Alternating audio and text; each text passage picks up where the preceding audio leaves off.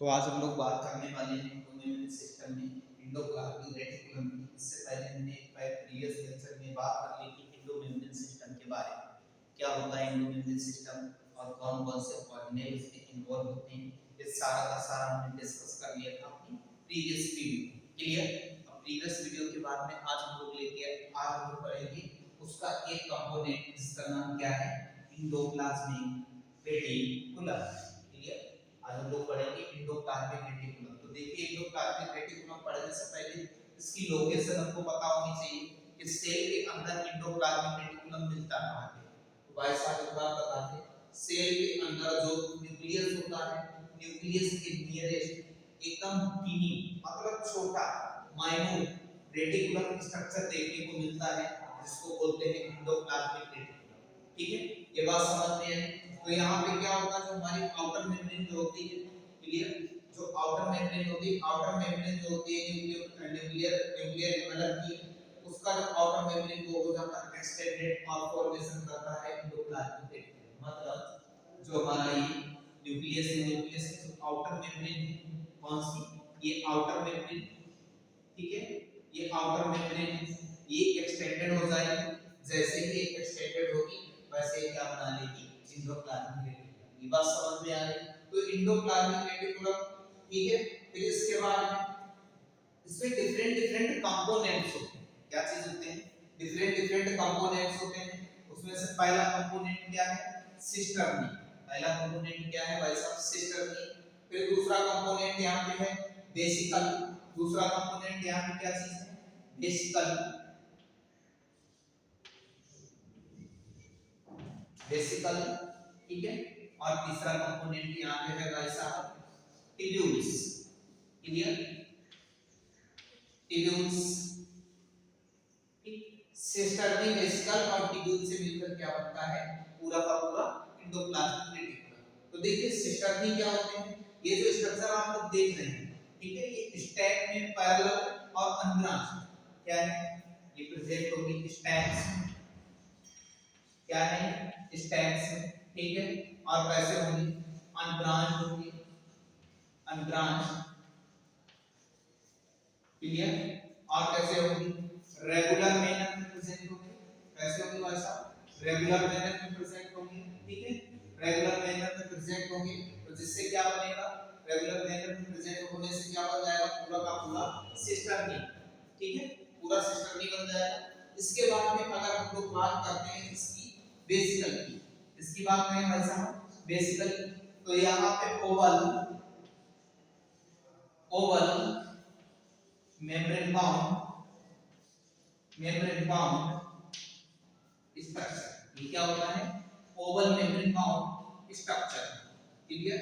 जो Oval membrane bound structure है, जो ये आपको बॉल जैसा दिख रहा है, एकदम बॉल जैसा राउंड राउंड स्ट्रक्चर दिख रहा है, जो कंटेन किए रहता है किसको, प्रोटीन और लिपिड। क्लियर? इसके अंदर आपको प्रोटीन और लिपिड मिल जाएंगे। ठीक है, क्या मिल जाएगा, प्रोटीन मिल जाएगा भाई साहब और लिपिड मिल जाएगा। ठीक है, तो वो किसके अंदर मिलेगा, वो स्ट्रक्चर होता है बेसिक। ठीक, फिर इसके बाद में यहाँ पे देखिए ये वाला स्ट्रक्चर जो आप लोग देख रहे हैं, ये वाला स्ट्रक्चर थोड़ा और कलर से रिप्रेजेंट कर देते हैं इसको। ठीक है, ये जो स्ट्रक्चर है जो अरेंज बाइंड होने किससे बाइंड होता है, ये बाइंड है भाई साहब सिस्टर्नी से। ठीक है, और ब्रांच इरेगुलर स्ट्रक्चर क्या चीज है, एक तो ये बाइंड विद या अटैच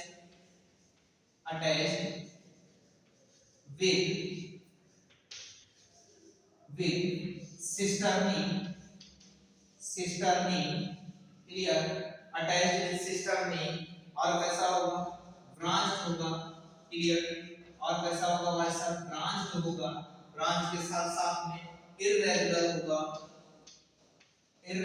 होगा और जिसके पास राइबोसोम्स नहीं बाइंड।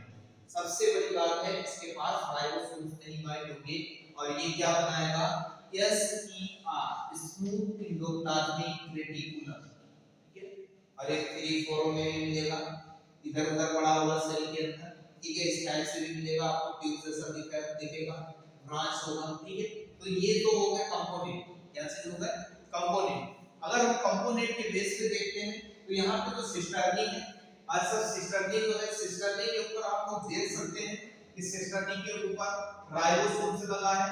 और भाई साहब एक क्वेश्चन पूछा जाता है कि सिस्टर्नी के ऊपर जो राइबोसोम्स लगा है वो कौन सा है। तो भाई साहब याद रखिएगा, ये जो सिस्टर्नी के ऊपर राइबोसोम्स लगा है ये एफटीएस टाइप का है।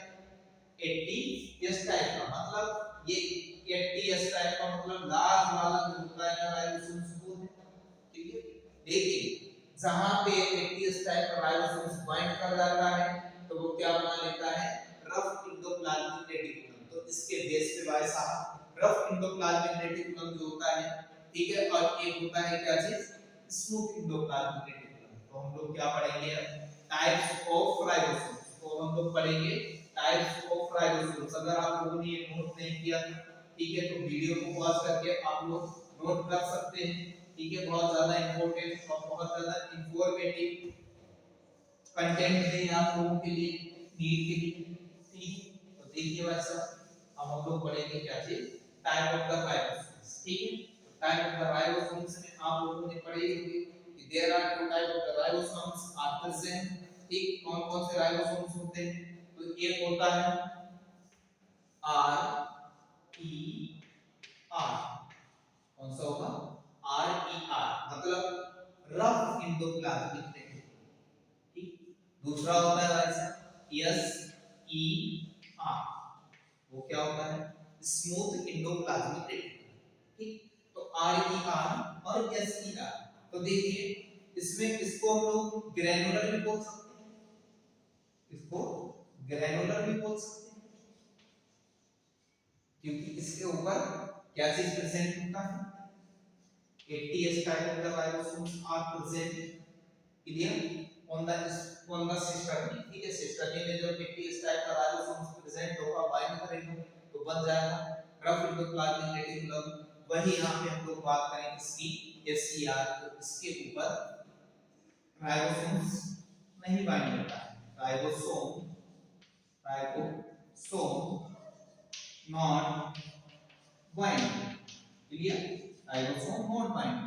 देखिए लेकिन राइबोसोम जो होता है इसको बाइंड करता है भाई साहब। इसको बाइंड कराने के लिए क्या होता है, जैसे कि हम लोग किसी से किसी चीज को जोड़े, मान लीजिए कि घर में क्या हो जाता है, कभी कभी कोई चीज टूट जाती है तो हम लोग फेविक्विक लेके आते हैं, तो एक सब्सटेंस लेके आते हैं उससे जोड़ देते हैं। ठीक है, प्लास्टिक का कुछ कुछ भी टूट जाता है तो उसको हम जोड़ देते हैं। या फिर क्या होता है, धागा वगैरह टूटता है, ठीक है, उसको भी हम लोग किसी न किसी तरीके से जोड़ देते हैं। तो टूटी हुई चीजों को जोड़ने के लिए, ठीक है, या फिर कभी कभी कोई चीज हम लोग बनाते हैं, क्रिएटिव चीज बनाते हैं तो उसमें भी कुछ ना कुछ लगा के ये ऐड करते हैं एडिशन के लिए। तो यहाँ पे भी भाई साहब राइबोसोम जो है ना ऐसे ही नहीं बाइंड कर जाएगा, इसके लिए इसको एक इंपॉर्टेंट प्रोटीन की रिक्वायरमेंट होती है जिसका नाम होता है भाई साहब, बहुत इंपॉर्टेंट है, ribophorin. Ribophorin, ribophorin 1 and ribophorin 2। Clear, ये बाइंड हो जाए। लेकिन भाई साहब ये रहा, कुछ समय के लिए मान लेते हैं ये सिस्टर्नी रहा, क्या चीज रहा, ये सिस्टर्नी है। ठीक है, इस सिस्टर्नी में अगर बाइंड कराना है एटीएस राइबोसोम्स को, आप लोगों ने पढ़ा होगा एटीएस राइबोसोम्स दो सब यूनिट से मिलकर बना होता है, एक लार्ज जो कि 60s टाइप की होती है और एक स्मॉल जो कि 40s टाइप की। क्लियर, तो यहाँ पे देखिए जब 40s और 60s आके बाइंड करेगा तो सबसे पहले यहाँ पे आएगा लार्ज सब यूनिट। कौन सी आएगी, लार्ज सब यूनिट। 60s टाइप की सब यूनिट आएगी किसकी, 80s type of the ribosomes की, और उसको बाइंड कराने का काम कौन करवाएगा, बाइंड कराने का काम करवाएगा ribophorin 1 and ribophorin 2 protein. Clear, इसको बाइंड कराने और इसके बाद में इससे स्मॉल एंडोप्लाज्मिक रेटिकुलम, तो जो स्मॉल राइबोसोम्स है उसकी सब यूनिट 40s वाली भी बाइंड कर जाएगी। जब भाई साहब दोनों यूनिट्स बाइंड कर जाएंगी तब यहां से होगी प्रोटीन की सिंथेसिस। ठीक है, तो राइबोसोम अटैचमेंट साइट को मतलब राइबोसोम्स को प्रोटीन सिंथेसिस के लिए साइट प्रोवाइड करने का काम कौन करता है, सिस्टम। तो जब बनेगा ये स्ट्रक्चर तो किससे बनेगा, तो यहां पे लिख देंगे हम लोग, यहां पे लिखेंगे क्या लिखना है वो भी एक बार समझ लीजिए। Rough endoplasmic reticulum, rough endoplasmic reticulum mainly consist of cistern, ठीक है। तो क्या है, रफ एंडोप्लाज्मिक रेटिकुलम जो है वो किससे का है, पूरा का पूरा बना होता है, वो मेनली कंसिस्ट होता है किससे, सिस्टर्न से भाई साहब। वही अगर हम लोग बात करते हैं स्मूथ एंडोप्लाज्मिक रेटिकुलम में, जब भाई साहब यहाँ पे राइबोसोम्स बाइंड ही नहीं होंगे तो यहाँ पे राइबोफ्लोरिन भी एब्सेंट होगी, राइबोफ्लोरिन भी नहीं प्रेजेंट होगी, क्लियर। तो यहाँ राइबोफ्लोरिन एब्सेंट, राइबोफ्लोरिन राइबोफ्लोरिन एब्सेंट, क्लियर, राइबोफ्लोरिन एब्सेंट। ये बात समझ में आई। फिर इसके बाद में अगर हम लोग और देखें तो इसमें और क्या मिल जाएगा, अगर हम लोग बात करते हैं कि ये मिलता कहाँ पे, अगर जहाँ पे मेटाबॉलिकली बहुत ज्यादा इन्वॉल्व होगी सेल, अगर जो सेल मेटाबॉलिकली बहुत ज्यादा इन्वॉल्व होगी प्रोटीन सिंथेसिस के लिए, तो वहां पे मिलेगा एंडोप्लाज्मिक रेटिकुलम, और जहां पे लिपिड की सिंथेसिस होगी वहां पे मिलेगा स्मूथ एंडोप्लाज्मिक रेटिकुलम, क्लियर। तो it is mainly present in the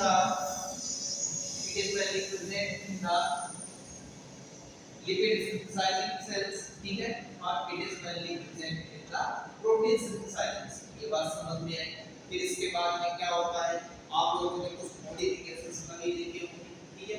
ये तो टाइप्स हो गए, अगर टाइप्स एक बार समझ में नहीं है तो वीडियो को दोबारा जरूर देखिएगा, दोबारा में सारे के सारे टाइप्स समझ में आ जाएंगे, ठीक है। अगर कोई किसी प्रकार की अगर कोई दिक्कत है तो कमेंट कर दीजिएगा, तो उसको आप लोगों को बता देंगे, ठीक है। तो ये हो गया। फिर इसके बाद में हम लोग देखेंगे क्या चीज, मॉडिफिकेशन, ठीक है। राइबोसोम्स में हम लोग देखेंगे मॉडिफिकेशन। तो मॉडिफिकेशन में एक बहुत ज्यादा इंपॉर्टेंट पार्ट आता है जिसका नाम है सार्कोप्लाज्मिक रेटिकुलम, जिसका क्या नाम है, सार्कोप्लाज्मिक रेटिकुलम, ठीक है। तो एक हेडिंग डाल लीजिए, एक छोटी सी हेडिंग कि मॉडिफिकेशन ऑफ द राइबोसोम्स, एक हेडिंग डालिए मॉडिफिकेशन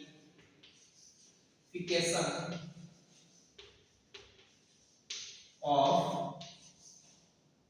endoplasmic reticulum, सॉरी क्या डालेंगे, मॉडिफिकेशन ऑफ एंडोप्लाज्मिक रेटिकुलम, ठीक है।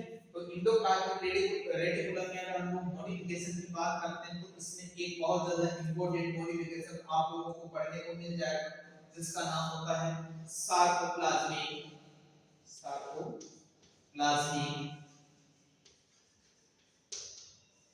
Reticulum, sarcoplasmic reticulum, clear. एक मिल जाएगा सार्कोप्लाज्मिक रेटिकुलम, और इसको यस आर से भी रिप्रेजेंट करते हैं, ठीक है। सार्कोप्लाज्मिक रेटिकुलम को यस आर से भी रिप्रेजेंट करते हैं। अगर यस ई आर आता है एग्जाम में तो स्मूथ एंडोप्लाज्मिक रेटिकुलम, अगर यस आर आता है तो ये क्या है, सार्कोप्लाज्मिक रेटिकुलम। लेकिन भाई साहब इसमें जो एक दिया गया है कि जो सार्कोप्लाज्मिक रेटिकुलम है ये कहां-कहां प्रेजेंट होता है, तो लोकेशन में इसकी लिख लीजिए, इसकी लोकेशन क्या है, लोकेशन कार्डियक मसल में मिलेगा, कार्डियक मसल में मिलेगा, क्लियर, कार्डियक मसल में मिलेगा, ठीक है।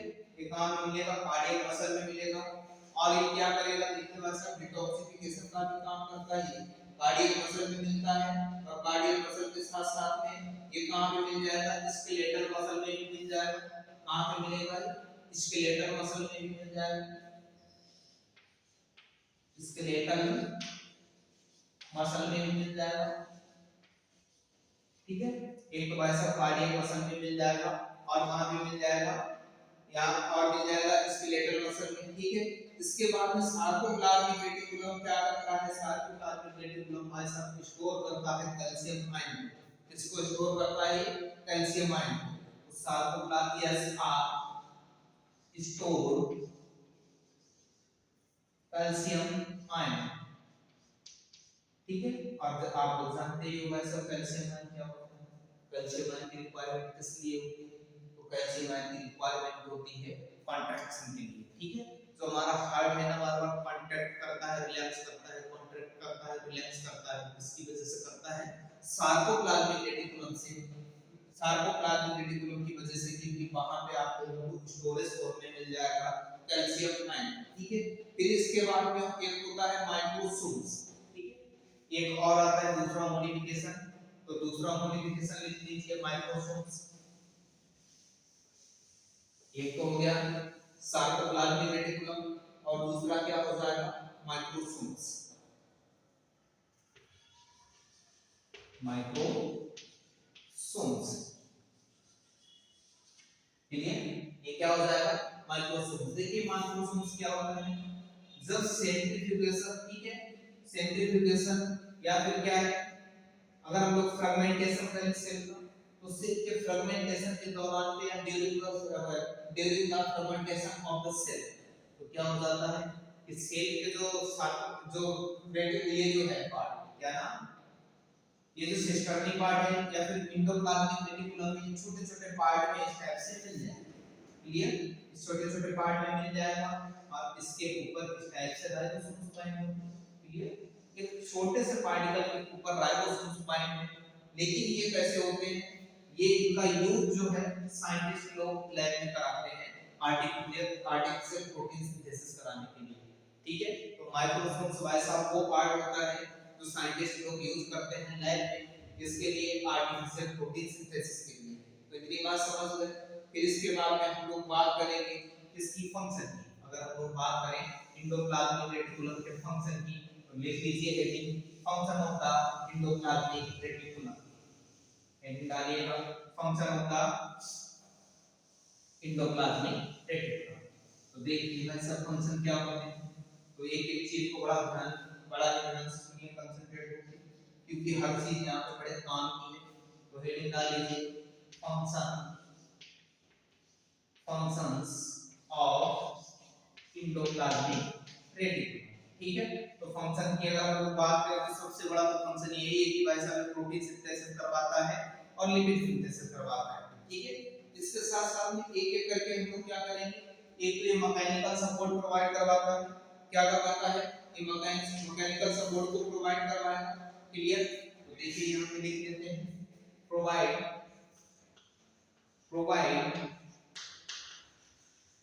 मैकेनिकल सपोर्ट, क्या करवाएंगे, प्रोवाइड मैकेनिकल सपोर्ट,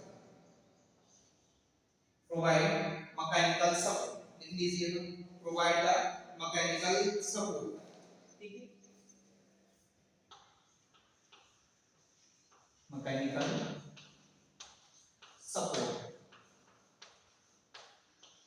ठीक है। दूसरा लिख लीजिए फंक्शन, पहला तो ये हो गया, दूसरा फंक्शन लिख लीजिए भाई साहब। दूसरा फंक्शन होगा ये प्रोटीन सिंथेसिस करवाएगा, क्लियर, प्रोटीन सिंथेसिस करवाएगा। फिर इसके बाद लिपिड की सिंथेसिस करवाएगा,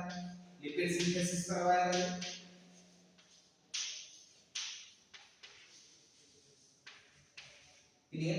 लिपिड के बाद में ये क्या कराएगा, और भी कई सारे फंक्शन है, जैसे गोल्गी बॉडी का फॉर्मेशन भी यही करवाएगा, ठीक है। सेलुलर मेटाबॉलिज्म करवाएगा, देख लीजिए यहां पे लिख लीजिए four function, cellular metabolism,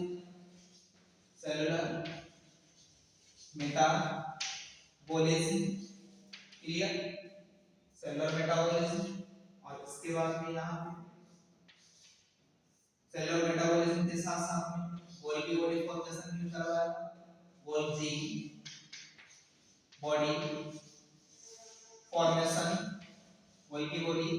formation, भी करवाएगा, ठीक है।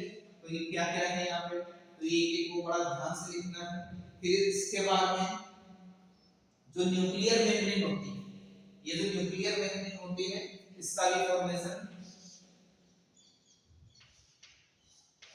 Nuclear membrane formation, nuclear membrane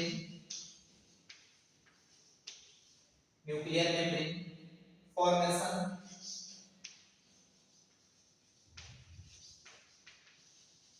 एक बार वीडियो पॉज करके पूरा लिख लीजिए, ठीक है। फिर एक बहुत ज्यादा इंपॉर्टेंट फंक्शन और है, वो भी बता देंगे, ठीक। तो इसको कर लिया हम लोग, तो क्या करते हैं, इसको थोड़ा इरेज करते हैं हम लोग। एक्सप्रेस करने के बाद में एक बहुत अच्छा सा फंक्शन है वो भी कर दीजिए। बहुत इंपॉर्टेंट फंक्शन है डिटॉक्सिफिकेशन। क्या चीज है? Detoxification. Detoxification, detoxification. Clear? Detoxification कौन करवाएगा? तो वो भी एंडोप्लाज्मिक रेटिकुलम करवाएगा। तो डिटॉक्सिफिकेशन का मतलब क्या है? जब कभी-कभी क्या होता है, जंक फूड या फिर हम लोगों के अंदर food poisoning food poisoning food poisoning ठीक है, क्या हो जाए? फूड पॉइजनिंग हो जाए और जंक फूड हम लोग खा लें तो उसकी वजह से क्या हो जाता है, हमारे अंदर टॉक्सिन्स हो जाते हैं, बहुत ज्यादा टॉक्सिन्स आ जाते हैं। टॉक्सिन्स आ जाने की वजह से क्या करते हैं, फिर जो सेल्स होती है डिफेंड करती है। डिफेंड किसकी वजह से करती है? एंडोप्लाज्मिक रेटिकुलम की वजह से। जो डिटॉक्सिफिकेशन होता है मतलब टॉक्सिन्स को डिटॉक्सिफाई करना, उसकी टॉक्सिसिटी को कम कर देना, ये भी फंक्शन किसका है? एंडोप्लाज्मिक रेटिकुलम का। तो ठीक है, इसके बाद में हम लोग पढ़ेंगे गोल्गी बॉडी। इसके बाद में हम लोग नेक्स्ट लेक्चर में पढ़ेंगे गोल्गी बॉडी। तो आज के लिए इतना ही।